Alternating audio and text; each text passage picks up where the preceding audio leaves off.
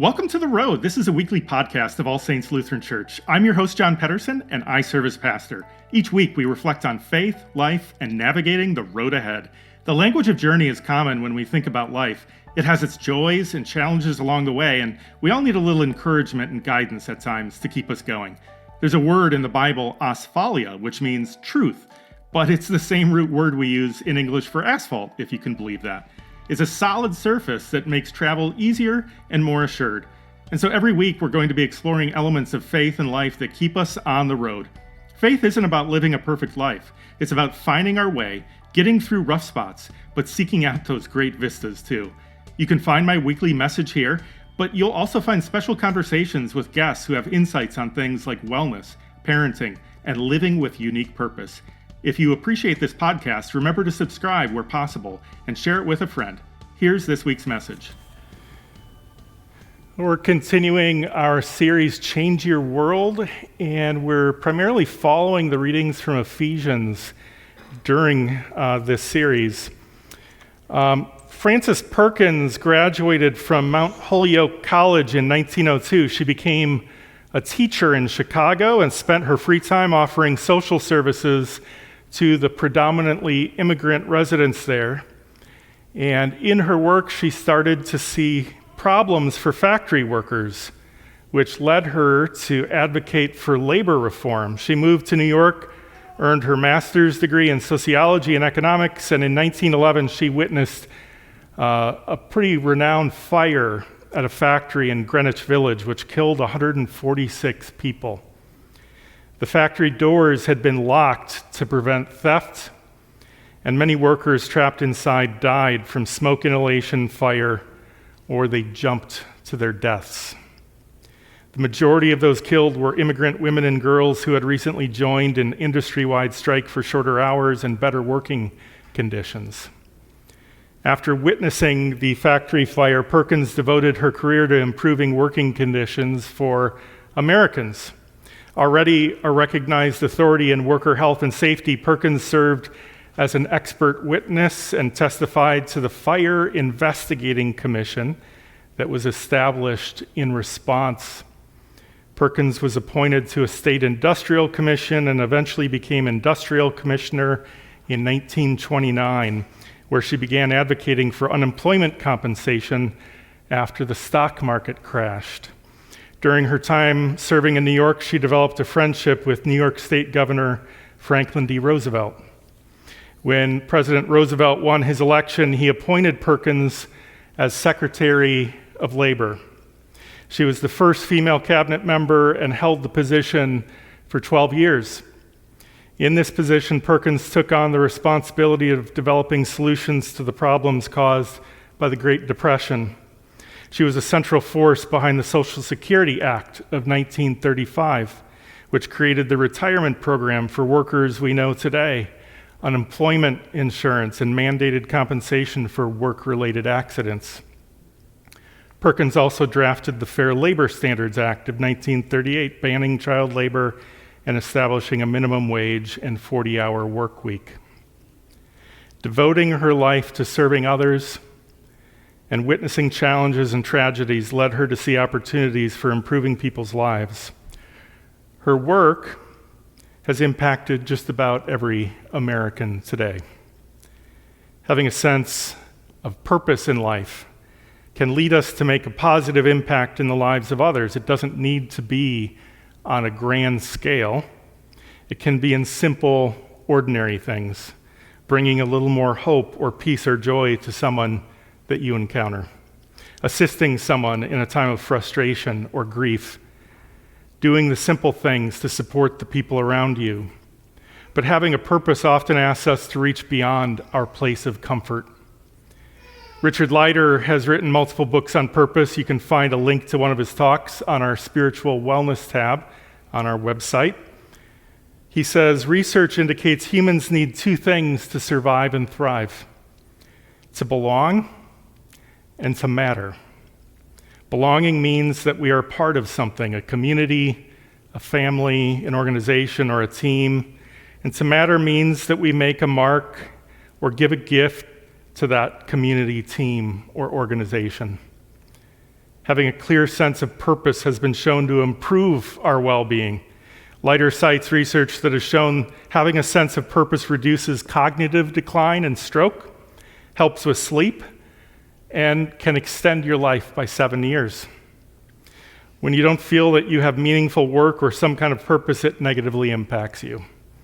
Studies and experience indicate that younger generations are much more attuned to seeking work that has an important purpose and meaning today.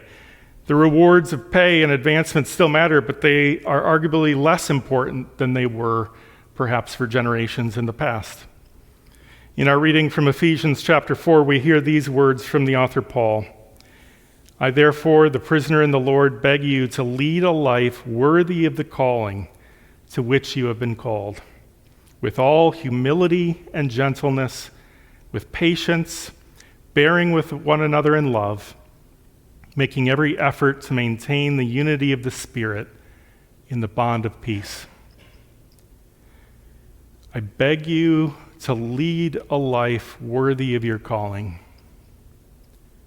Those are words shared from a prison cell, coming out of an experience that forces the question of what really matters in life. Do you have a sense of calling? Do you have a purpose worthy of your life? Paul is effectively asking the same question Christians 2,000 years ago that Richard Leiter is asking people today. As people of faith, we talk about ways that God has called us to do some kind of work. Do you now, or have you had in the past, a sense that you are meant for something bigger than yourself? To contribute to something? Again, it doesn't always have to be on a grand scale, but does it cause you to move beyond yourself somehow? Maybe your engagement in this congregation is part of that sense of purpose for you. It is possible that part of your sense of purpose relates to yourself, and that's fine. You may have personal goals or dreams, experiences that you want to have. But a calling usually refers to a purpose beyond yourself, ultimately. It involves serving somehow, loving and helping our neighbors.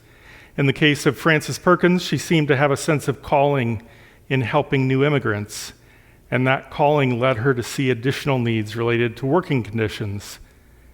If we have our eyes and hearts open to the needs around us, it can help us discern a calling. Today, as we look out onto a world with problems, we can have a variety of responses. One is simply to be angry or disgusted somehow. And in a way, that's an okay response if we see harm or injustice happening. That's a human response. If we're not moved at all by that, we probably need to get back in touch with our spirit somehow. And yet remaining in that place indefinitely isn't enough, because that simply remains inward. Another response is that we can take that hurt or anger and try to channel it towards some change. And this can be productive, though if we don't find a way to filter it or focus it well, it can simply amplify the problem without solving it. The author Paul tries to paint a picture of yet another response defined by the kind of tone and spirit that should guide us in our calling. He says, I beg you to lead a life worthy of your calling with humility, gentleness, patience, bearing with one another in love, making every effort to maintain the unity of the Spirit in the bond of peace. But this unity isn't just a false unity we create by pretending or by ignoring realities. Paul says later in verse 15 that speaking the truth in love, we must grow up. He means that we should grow up and take on the same spirit Jesus had, who lived with compassion and peace toward others. Speaking the truth in love is important. Someone once said that love without truth is sentimentality. You could say there's a certain immature quality to that. And yet, on the other hand, truth without love is brutality. And so building unity in the Spirit happens through love and truth and humility and patience. These aren't things that we're always good at. But when we work at them together for the sake of the whole, we create loving community. When Paul asks us to lead a life worthy of your calling, it's not simply a word for you personally, individually, but it's an encouragement for you, plural. In other words, for all of us to do together. It's part of our purpose as followers of Christ to build and maintain this unity of spirit. And it's something that goes simply beyond those close to us. New Testament scholar Sarah Henrich, a professor of mine, remarks that this encouragement toward unity is notable because it's distinct from the ancient commitments to family and loyalty to patrons. This is a shift to a common purpose across people rather than simply unity within a tribe or clan. Henrich says, benefits and obligations made the ancient world go round. Loyalties and rivalries were taken for granted as part of daily life in the ancient political, social, religious, and financial economy. To set such matters aside in this unified body or persons not related by blood or patronage would be very difficult for these people that Paul was speaking to in this letter. And that's why this letter is urging Christians to recommit to this, because it's hard. It's relatively easy to keep unity among those you fully agree with and who are part of your family and tribe, so to speak. But to maintain unity across those many distinctions of nationalities, races, genders, and financial status takes a whole lot more work. Some wish to look to specific religious and moral directives as the contribution Christians should bring to the public square, requiring perhaps even other Christians who don't agree to adopt them. I would suggest that the gifts that we have to share in the public arena as Christians are like these words from Ephesians today that call us to a spirit of humility beyond our tribes or partisan affiliations. In fact, I would say this has been the most transformative contribution of Christianity to democratic societies like ours throughout history. It's a love for neighbor that transcends simply what's easy. It's something our society today is faced with. Can we love neighbors who are not like us? Can we create space for people we don't agree with? Can each of us come together authentically, truthfully, while together we extend love to one another? Can someone who still personally values a traditional family model extend respect and dignity to a neighboring same-gender family, for example, and vice versa? That's something, as members of the ELCA, we do. Can someone who is personally opposed to ending a pregnancy extend their neighbor the moral agency to make a decision that is consistent with their faith and judgment? Again, the ELCA has a decades-old social statement that does just this. So again, it's not just fellow Americans who differ on issues, but Christians as well. Can we see each other as fellow humans and children of God, worthy of the dignity granted by God? Once again, we hear the words of Ephesians. Lead a life worthy of your calling, with humility, gentleness, patience, bearing with one another in love, making every effort to maintain the unity of the Spirit in the bond of peace.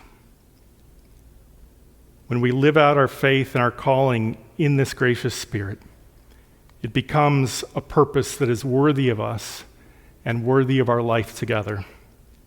This is what the words of Ephesians ask us to do, each of us according to our unique talents and interests. May God guide you in this peace and love today and always. Amen.